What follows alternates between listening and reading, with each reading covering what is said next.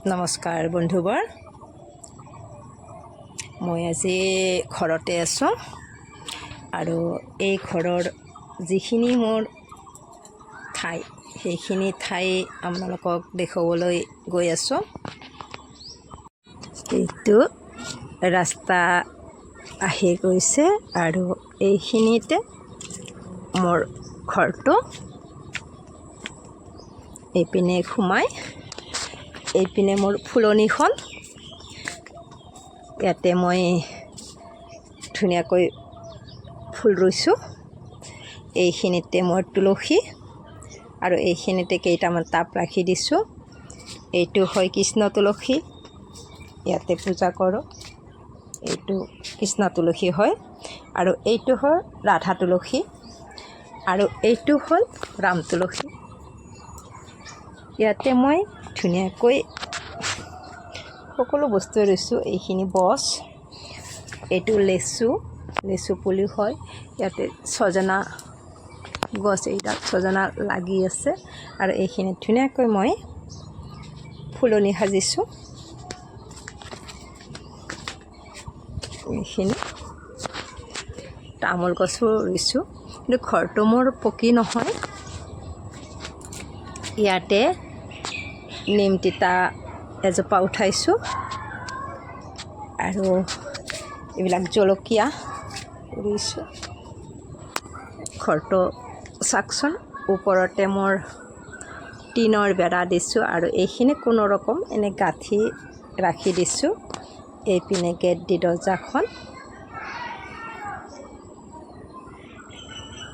আৰু ইয়াতে তামোলৰ পুলি আৰু এইপিনে মই মন্দিৰ এটা সৰুকৈ বনাইছোঁ আৰু এইপিনে মোৰ পাকঘৰ এটা সৰুকৈ বনাইছোঁ। এইখিনি চাওকচোন মোৰ ঘৰৰ এৰিয়া। আৰু এইপিনে চাওক, এইডাল মধুৰিআম ৰুইছোঁ আৰু কিছুমান এনেকুৱা জলকীয়াৰ পুলি, ৰুইছোঁ। আম ৰুইছোঁ। এই আমডালে সৰুতে লাগিছে, এটা ৰৈছে কিন্তু এটা।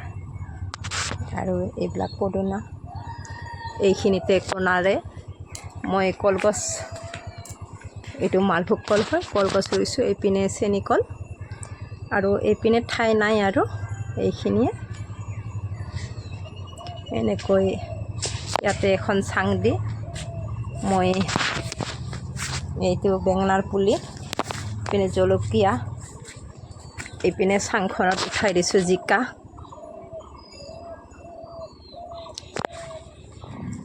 জিকা, ভাতকেৰেলা।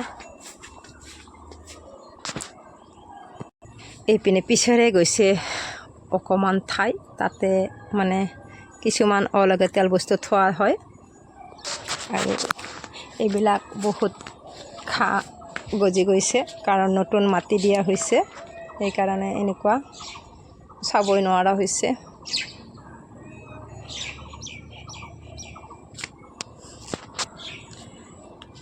এনেকৈ বেছি কৰিব পৰা নাই যদিও মই কিছু নিজে খেতি কৰিছোঁ কিছুমান বস্তু। এইখনে আমাৰ ঘৰ। গতিকে বহুত কিছুমান দেখুৱাই থাকোঁ যদিও মোৰ ঘৰখন দেখুৱাই এনেকৈ নাছিলোঁ।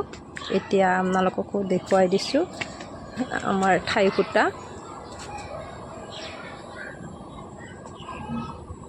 এইখিনিয়ে মোৰ ঘৰৰ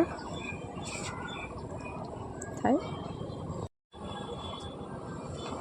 চাওকচোন,